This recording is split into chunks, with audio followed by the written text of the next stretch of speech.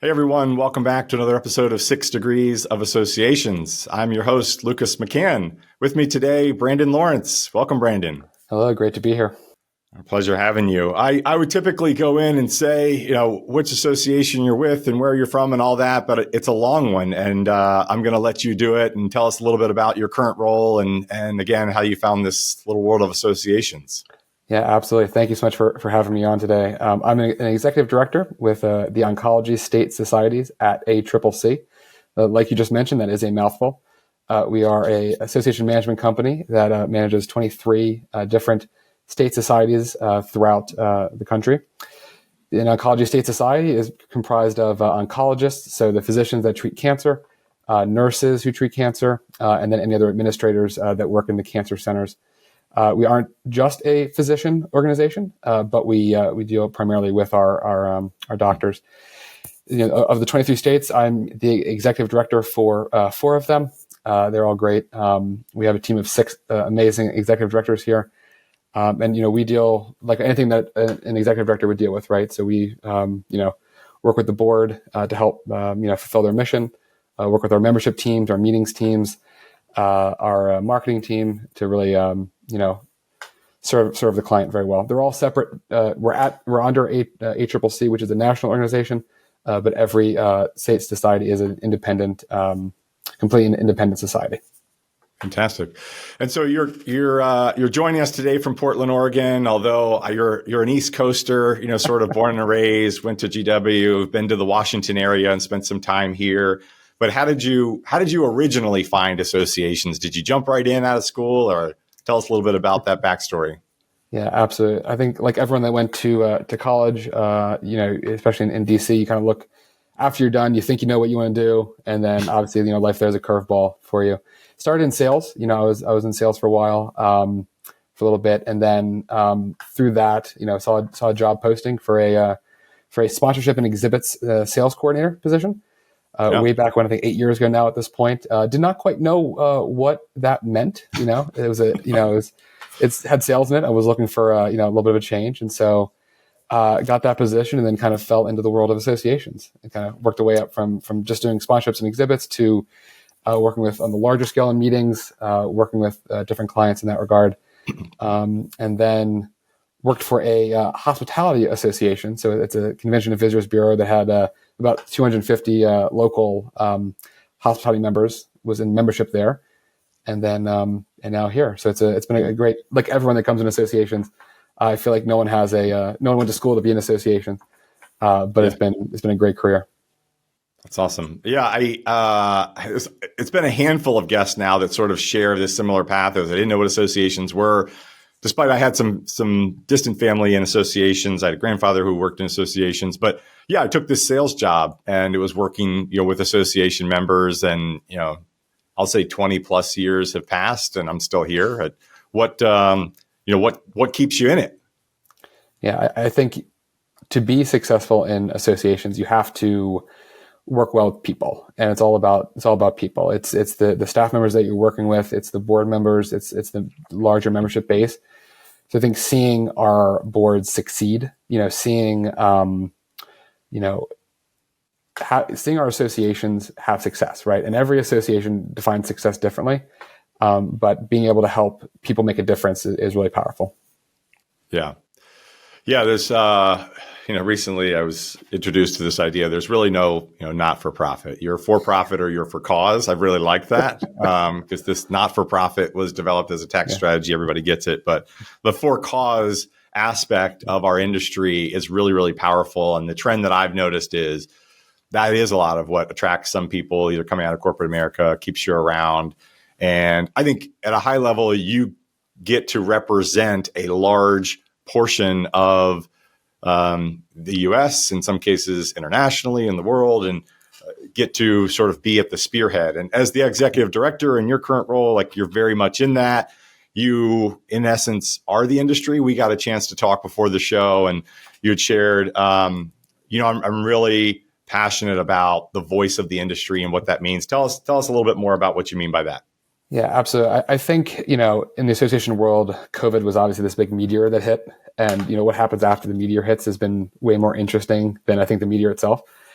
And, in the association world, I saw it. I was working for the hospitality group that, your whole world ends, right? Like you've been told, we were in Oregon, hotels were at like 25% capacity. That's restaurants shut down. Wineries were closed for any sort of indoor tasting. And there was this, big push about outdoor tasting. Well, from that experience, people were still drinking the wine. They just weren't, participating in the on-site tastings. Yeah, exactly. Especially out here in Oregon, that's a big deal, right?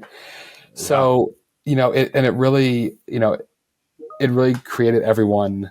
They really had to find out at the local level, what are we doing in response to this, right? They had never thought about what happens in Salem, Oregon, which is the state capital, what happens, right? And so I think that was kind of the beginning of me finding, the voice of a group of companies or a group of organizations or whatever the association might be. There is an association for everything, as we know. Absolutely. So whatever that looks like, whether it's, educating your members, like the Oregon Restaurant and Lodging Association did a great job of just at the state level, just explaining, what was going on, translating the governor's policy. And so I think it's really important, that was a good learning lesson early on about like what this looks like. And then taking this now, you're really, our members, our oncologists, they have day jobs, right? They are treating patients all day. They don't have time for a bunch of Zoom and Teams calls. And so that it's our job, any executive director's job, to represent that voice and represent it well to other organizations that have similar interests. Yeah, you brought up COVID, just such a horrible time. I think sort of the aftermath, as you had said, was I think it gave somehow associations just a resurgence of relevance. In my couple of decades, 20 plus years, I've watched this sort of trend of, hey, they have a voice, they have a value, they don't, you can get the information everywhere, but you have these networking events, but we're online so we can, and coming out of the other side, the voice was just louder and stronger than ever. I mean, and it was utilized by those that could really tap into that and make change after that time. I don't want to talk about during, it's just a bad time. It's kind of a downer. We've talked about that a lot on the shows, but the aftermath, I like this notion of, hey, where do we go next? How do we sort of capitalize on this opportunity of voice and recognition? And what does that look like? How do we do that? Yeah, absolutely. And I think for a lot of groups, it really, maybe this is a little bit of a generalization, but like you said, it brought them out of their shells, realizing that there are a lot of other groups in the country that have similar interests and have, similar purpose. And so how do you create those coalitions for everything from education, right? You see co-branded educational events now. You see co-branded, messaging, right? And then on the policy side, like we talked about, it's finding other groups that have similar interests and working together for your common cause. Yeah, I would imagine in your role there is an importance of sort of creating in-market, in-association coalitions as well, right? To get sort of capture the voice in smaller chunks, because if you have, what the membership outreach there is, let's just say 5,000 members. Well, you'll never be able to reach 5,000 members individually, but how do you sort of start to create balls of different voices that can be pulled together and create and cascade into, what is the voice? Yeah, and I think the answer to your question is the difference between really successful associations and not as successful associations. I think it's tapping into that membership, tapping into your experts, tapping into those in the field that are widely respected, and it's getting engagement. I always laugh. We can send out all the surveys we want of like, oh, who wants to be involved, and we can send out all of the mass emails of, hey, here's a call for volunteers. But it's relying on the board of directors to identify key stakeholders in the membership that can really move it forward. We obviously always want to avoid burnout for our volunteers. That's never a good thing to have people over volunteer. So it's using those super volunteers and really helping connect leadership, with other members. We ask, for our we have our policy committees, right? So we have our committees. Every association has committees, right? And so we ask our board members, hey, find someone in your practice that can serve on this committee. You are, as a board member, are really engaged. You're an amazing board member. We don't want to overwork you. find someone in your practice that can come and serve. And that's been really helpful as well, and lets them pass on the baton. It helps them get more people involved, and it kind of can create, it's a nice multiplier in terms of impact. Yeah, absolutely.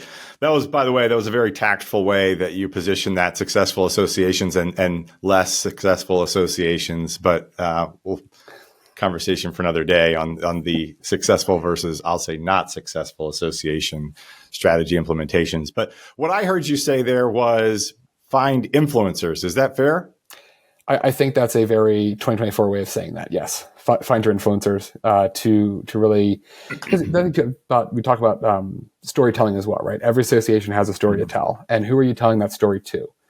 On the policy side, you're telling the story to lawmakers. You're telling the story to other stakeholders. You also have to tell your association story to your members, and so those influential board members can really help tell that story. Because when they ask, "Hey, I see this thing about the Iowa Oncology Society. What is this?" Someone has to, your membership has to be the one to be, because I can send all the emails I want, right? Everyone gets a million emails nowadays, but it's actually it's the word of mouth that really is really important for getting more people engaged and having that success. Yeah, it doesn't do any good to do these great things, right, and then not tell everybody what you're doing, whether it's the board, whether it's your members. And I would add to that, the third would be prospect members, right? The idea of continuing to grow, who's going to bring in new audience, new members, prospects. We talk about that a lot at Big Red M.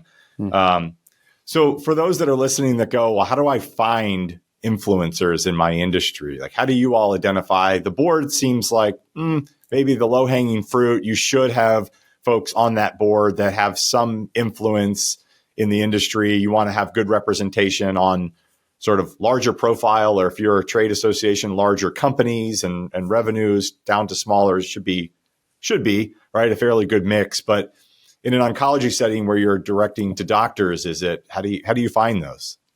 No, and that's a great question. I think every association is going to be different. What we've done for ours, the wider medical education world is quite big, right? There are a lot of different publications for doctors, for nurses. There's a lot of different organizations.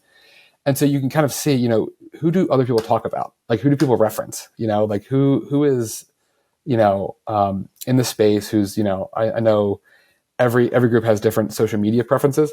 Yeah. Doctors love Twitter.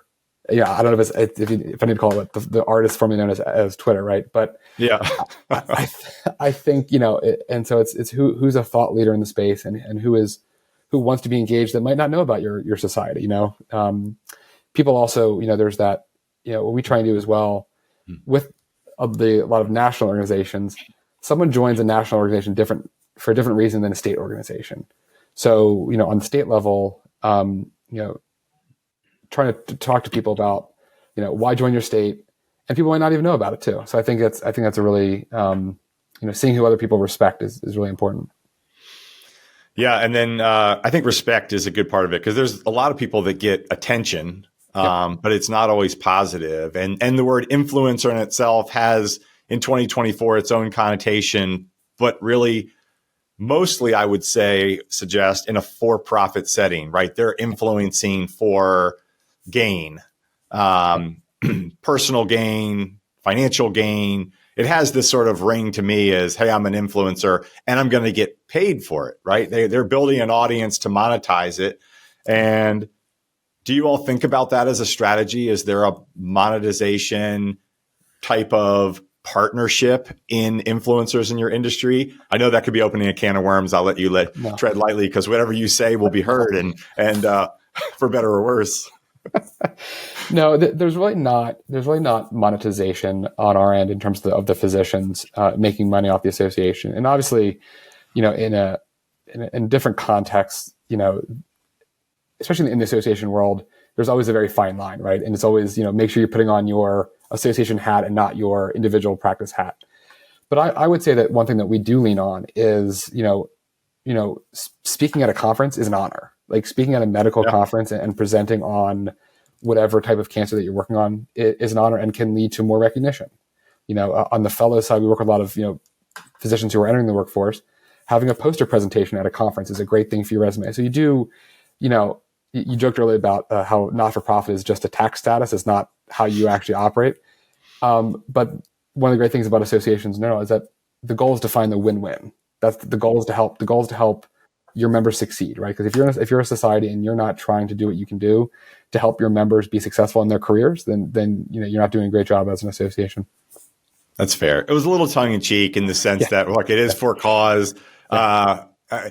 I think some people sort of sometimes can weaponize the nonprofit to be like, we don't want to grow. It's not my goal to grow, which I take issue with is if you can grow and you can find new forms of membership, new levels of membership, new forms of sponsorship, you can further your cause even greater. And so some people take this notion that the not-for-profit is not for growth. And they're just, it couldn't be more farther from the truth. No, I do completely agree with that. And I think we saw as well that you have to, like the role of an executive director is a funny role. You're not an accountant. You're not a most EDs aren't certified tax professionals, but you have to know all of these things and help your organization stay on solid financial footing, and rely on those resources that you have at your association to make sure that you do have the resources to continue. I think we saw, if anything can happen, right? And I think it's really important, to stay in that growth mindset. There's an old saying, if you're not growing, you're dying. And so I think that it's, it's really important to keep, you don't run it like a for-profit business, right? That's not what we're talking about here, but we're also talking about making sure that organizations are growing and, set up for financial success. Yeah. There are two mantras in our organizations that we use. One is healthy things grow, and the other is all growth ends. And so continuing to evolve in that sense as well, if you want to continue to stay healthy.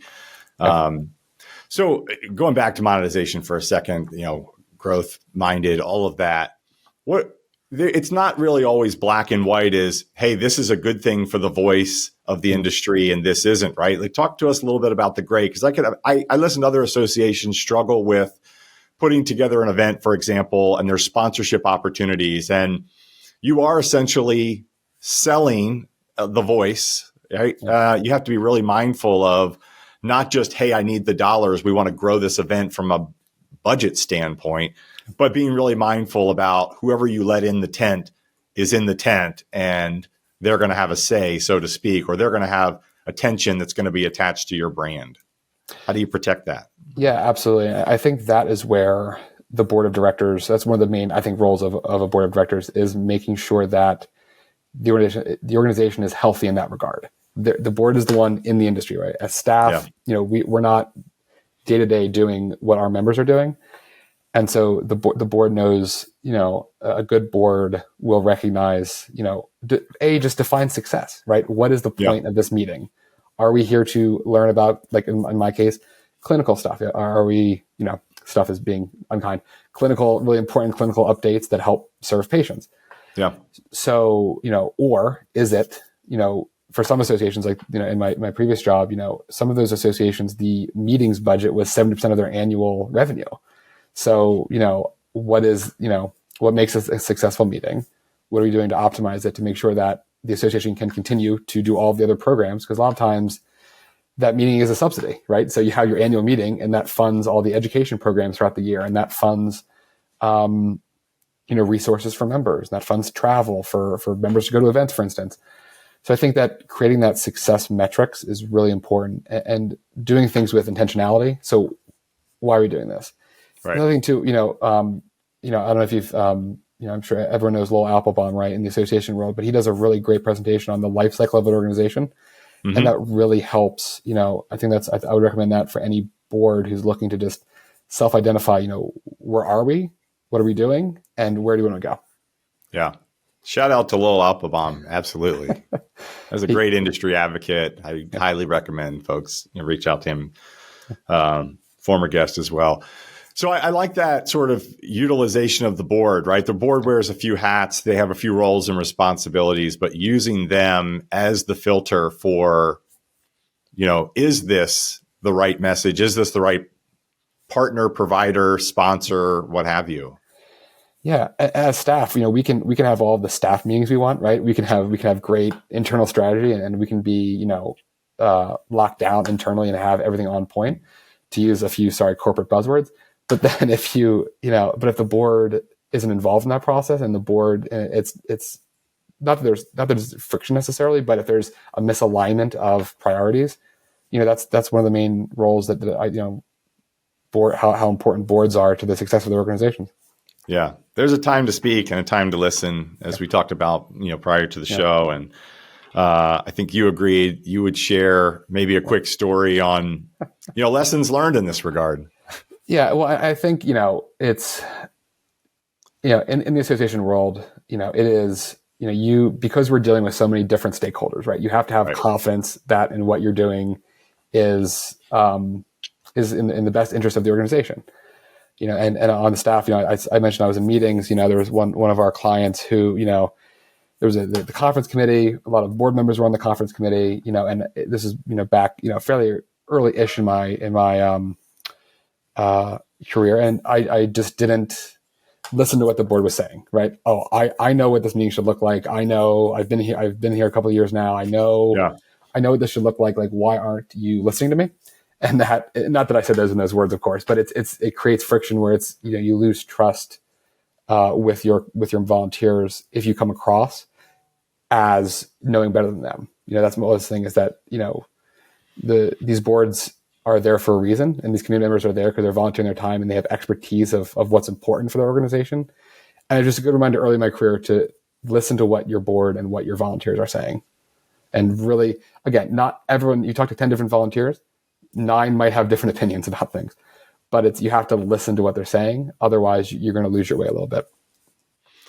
Yeah, even if it just adjusts. By the way, that I don't think that was unique to you. I've certainly, stumbled over that in the past. I'm sure lots of others. And if somebody's listening, if they could just learn a little bit from that, just take a few moments and really just digest. And to your point, it doesn't mean that it has to radically alter your decision. You may have already had in your mind sort of an idea of where you wanted to go, what you wanted to do. And that could be nothing more than confirmation, affirmation of the thought that you already had.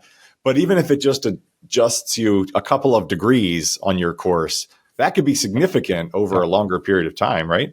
Absolutely. And in the association world, you also get new volunteers a lot of times too. So what you learn with one volunteer can really help you, deal with it with the next year and correct those little mistakes and really make it a real seamless experience, for the volunteer leadership.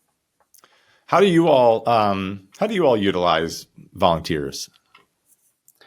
That is a great question, and that's really important. When you actually if the board sets the direction of the organization and the staff executes what the staff executes, how does it actually filter down to the membership, and how does it actually impact the lives of the members of the association?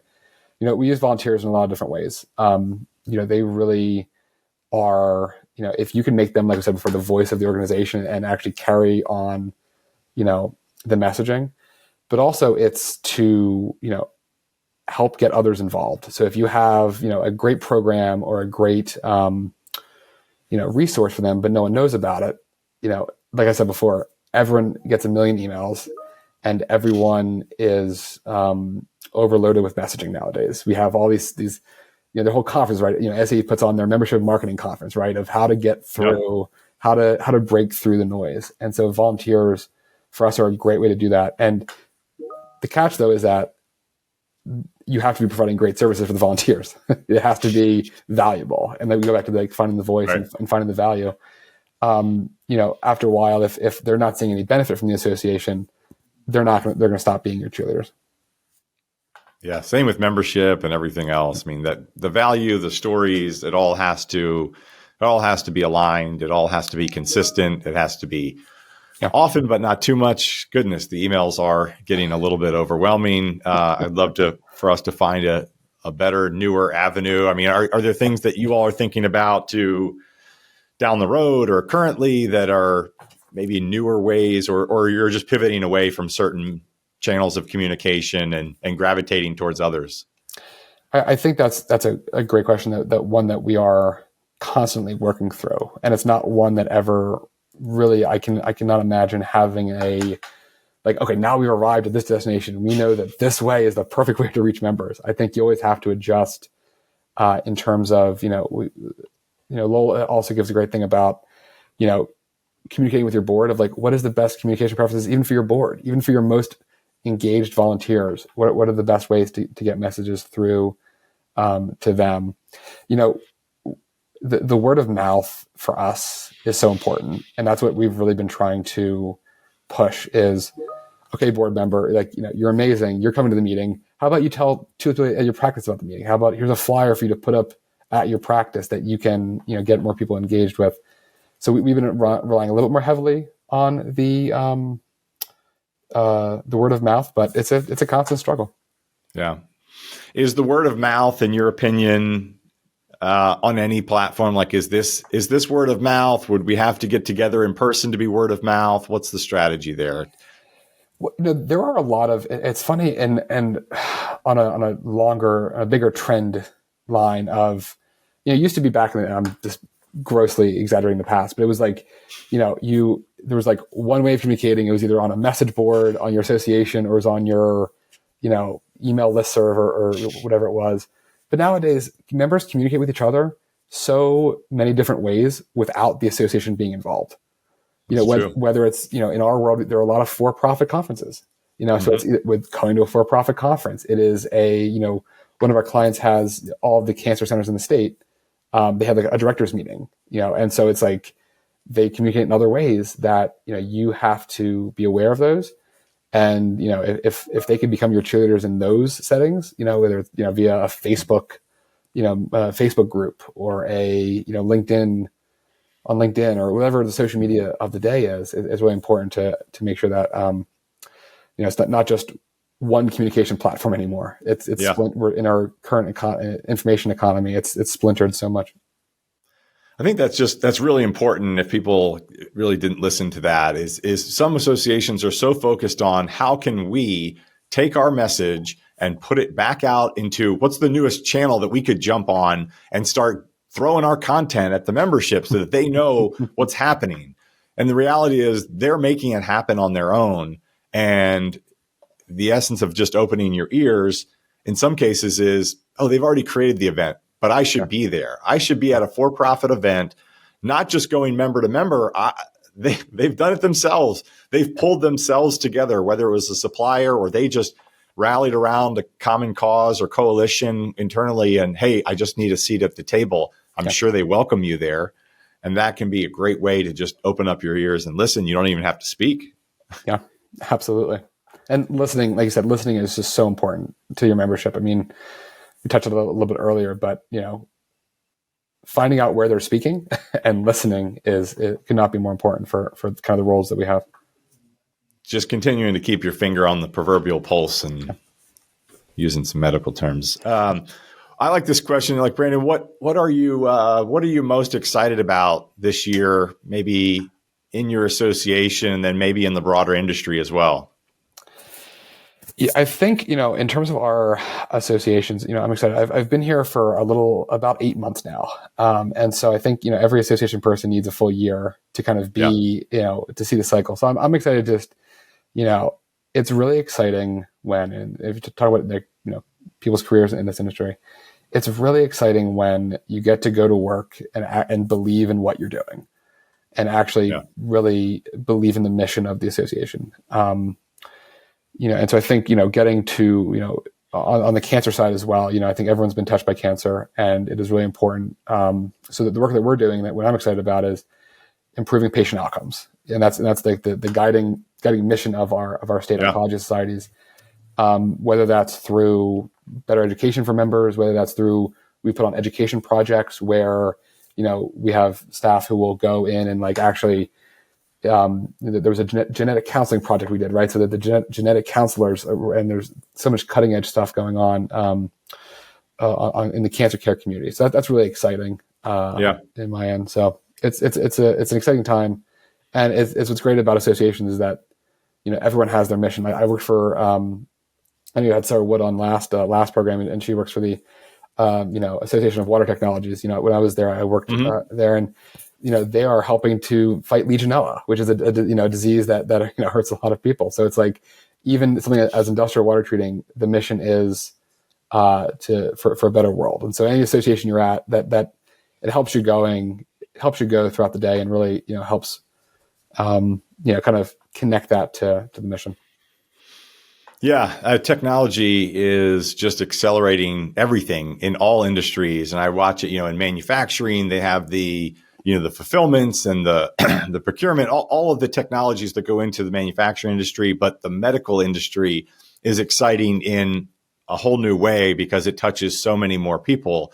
I even watched on the news this morning, advancements in breast cancer vaccines, which I know can be, kind of a triggering word, but in the sense that a vaccine could be used to lengthen the life of somebody who's been diagnosed with a, typically terminal cancer. And I think that's just incredible. Like that it was created by essentially a group of members within that industry who pulled themselves together in a coalition in a research fashion and just put all of their eyes and ears on this data set and started to figure out and understand what's really going on. So the implications of this was a membership within a membership. It's all associations and kind of the goal and what they're doing. I thought it was cool. Just one, because it was in an association, and two, it was medically based and it was technology.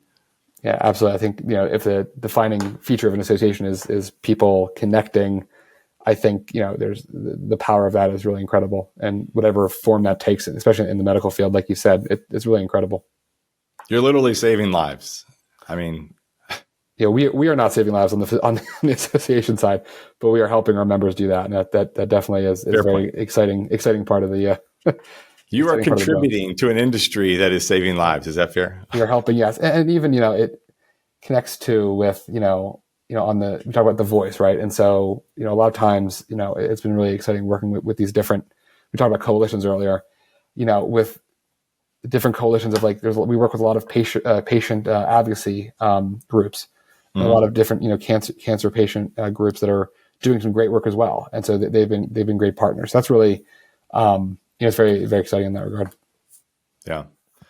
Well, keep up the great work, Brandon. I had the unfortunate task always of wrapping us up at the end of these episodes, but as we always do, I turn the mic back over to you and say, is there somebody in your network that you think our audience would, find value in hearing from? Yeah, absolutely. We talked a little bit about, states, right? And so we work at the state, the state level. And I think, you turn on the news in the morning, you see all of the gridlock that's going on at the federal level. You see a lot of, stagnation at that point. There's a lot. That's all going to get better in 24, right? I mean, yeah, right. And so I think you see a lot of the progress in a lot of these areas at the state level, and even at the association level. I'm involved with the California Society of Association Executives, part of the Oregon chapter, and so just the advances being made at the state level in terms of just organization, membership, just being involved. Again, the reason why you join a state organization is different than a national organization. And at the state organization, you can do a lot of really great things just in whatever field you're in. So that was my pitch. Then my recommendation would be Amanda Parsons, who is she just got her CIE. For those who don't know, an ASAE gives out their certified association executive. It's very hard to get. It takes a lot of 100 hours, and she just passed the exam. She's the executive director with the Oregon Parks and Recreation Association, and just has been a great advocate of, she always jokes, that her membership is made up of all the Leslie Nopes of the world. The ones, the parks directors that are really. I was thinking about it. I know people in the audience were too. That's the thing. It's synonymous now. You say Parks and Rec. Yes, and so I'd recommend you talk to her. I think she's doing a lot of great things when it comes to engaging membership, and being a good force at the state level. That's great. Well, thank you so much again, Brandon, for joining the show and for the recommendation. Look forward to talking to Amanda, and thanks for your time. Absolutely. Thank you for having me.